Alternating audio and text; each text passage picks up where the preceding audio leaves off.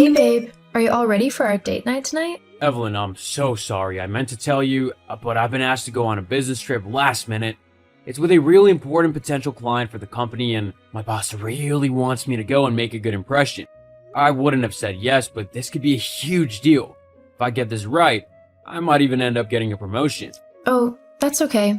I mean, it's great that you might get promoted. You should definitely focus on that. We can always have a date night on a different night. Thanks, babe. I need you to understand. So when do you leave? Also, where are you going? Is this like a really long business trip overseas or something nearby? I actually need to leave within the next couple of hours. Yeah, I need to come and get my bag packed with all the essentials. It's not overseas, but it's a bit of a drive away. It's at a golf resort, which is going to be incredibly boring. You know I hate golf, but if it's what needs to be done to get this client, then so be it. Just try not to let go of your club when you swing it this time. Although I'm still impressed by how far it went. It might have been a new record. I was hoping you'd forgotten about that incident. Never, lol. Anyway, don't worry about your bag. I'll pack it for you. Maybe we can have a quick lunch together or something before you go then? Yeah, that would be nice. Thanks, babe. I'll see you soon. I love you. Same. Hey, Evelyn, are you awake? Carter? It's almost midnight. What's wrong? I've, been in a little bit of an accident. Accident? What kind of accident? Are you okay? You're not hurt, are you? I'm not too bad, just a few scrapes and bruises. Oh, thank goodness. Yeah, but the car is kind of totaled. What? How? It's a bit of a long story. We were out at a bar and had a few drinks, and I may have crashed into a lamppost in order to avoid hitting a deer on the way back to the hotel. You were drinking and driving? Yeah, I know. It was stupid. Very stupid. You're lucky you weren't hurt worse. I know. Anyway, I was wondering if you could come and pick me up. What about your client? Oh, she's getting a different lift. She? Sorry, autocorrect. I meant he. Oh, okay. Yeah, sure, I can come and get you. Are you sure you don't need to go to the hospital? Oh, I'll be fine. Just some rest and care for me will help. Okay, I'll be there soon. Where are you exactly? Oh, I'll send you my Google Maps location. Okay. I love you, and I'll see you soon. Hey, Evelyn, did you hear what happened to that Bethany girl? I'm pretty sure you've met her before. She works with her husband. Oh, hey, Blake. Yeah, I think I vaguely remember her. What happened? Well, apparently she got into a really bad car crash. Wait, what? Yeah, apparently the guy she was with swerved to avoid hitting a deer and they crashed into a lamppost. Are you sure? Yeah, pretty sure. Scott just told me she'd called him in hysterics, asking for a lift back home. Where was she when it happened? Apparently she was on some weekend getaway with some guy she's been seeing, and they'd gone to a really fancy new spa resort a couple hours away. Obviously they'd gone out for a meal or something and drank a bit too much, and the guy crashed. The car's totaled. How long has Bethany been seeing this guy? I'm not sure. She might have mentioned something last time Scott and I saw her. Maybe around 6 months or so? How come? Because I think the guy she's seeing is my husband. What? I just received a call from him asking me to pick him up because he's been in a car accident. He avoided a deer. God, I'm so sorry, Eve. Is there anything I can do? It's not your fault. I'll be okay. Well, I will be after I've dealt with the cheating jerk. I'm here for you, girl. If you need a shoulder to cry on or shoulders, you're more than welcome to come to mine.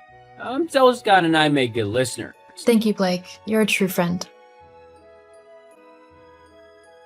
Cart, you there? Evie, are you on your way? It's kind of cold out here and there's not really anywhere around to go and sit and get warm. I was just about to set off. Although before I do, I just wanted to ask you something. Yeah, sure. Anything. You know Bethany? My coworker? Yeah. Well, I just heard the strangest thing about her. Oh.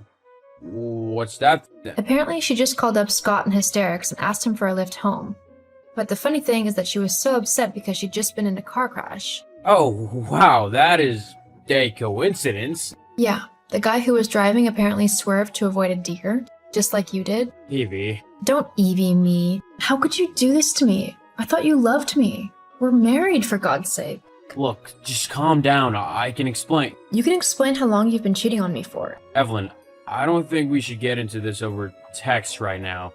Just come and pick me up and we can talk later. We can talk now. How long has it been going on? We've been seeing each other for 6 months now. Happy? Happy? Of course I'm not happy. My husband has been cheating on me with his coworker for half a year. I mean, you couldn't even make it original, could you? It couldn't have been some high-flying, enigmatic woman. It just had to be your boring coworker. Seriously? You're upset because she's my coworker? No, I'm upset because my husband is a cheating liar. Well, I mean, you can't really have expected this not to happen. What do you mean? Well, let's face it, you've not exactly been the best wife lately, have you? How haven't I? You'd never want to be with me anymore. We haven't been intimate for like months now. I have needs, Evie, and Bethany was happy to help whilst you weren't. If anything, you're the one who's gotten us into this mess. If you'd just been a good wife, I wouldn't have had to go looking for someone else. Oh my god, I can't believe that you're actually trying to blame me for your cheating. And for your information, I'm the one who has been trying to help us reconnect. I knew that the spark between us had fizzled a little, and I was trying to come up with ways to spark it up again. You're the one who always brushes me off with business meetings and work excuses. Now I know what was actually going on. Whatever, Evelyn. You're not gonna make me feel guilty over this. I did what I had to when you weren't willing to be the wife I deserve. I can't believe you right now. You know what? I'm glad this has all come to light. At least I can stop wasting my time on such a deplorable human being and start looking for someone way better. What do you mean? What does it sound like I mean? I'm leaving you, Carter. What? You can't do that. Why not? Did you really think that I would stick around after finding out that what you've done? How you've treated me? Well, think again. I'm not an idiot, and I know I deserve someone much better. Someone who won't cheat on me when things get a little rough in the relationship. But... I mean, you haven't even told me that you love me for months, and now I know why. By the time you get back, I'll have moved my stuff out. I suggest you do the same, because I'm going to want to sell the house. Hang on, Evelyn. Let's not act too hastily. Too late. You've already done that and ruined everything. I'll be getting in touch with some lawyers tomorrow, and I'll be sending you some divorce papers. The house is in both of our names, so you can either pay me my half, or we'll sell it. You can't just decide that. Look, just come and pick me up and we'll sort everything out. It'll all be okay and we can get back to being together and happy. We can start again and just focus on each other, okay? I promise. Just like you promised to be faithful to me in your wedding vows? Look, there's nothing to fix here, Carter. You've made sure of that. Oh, and if you think that I'm coming to pick you up now, you're sadly mistaken. You can't just leave me out here. You can call for a cab.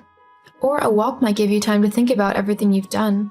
But I'm not about to come running to save the man who just broke my heart. Sorry, Carter, but you're on your own from now on. Goodbye. Evie, wait, I'm sorry. True to my word, I let Carter make his own way home.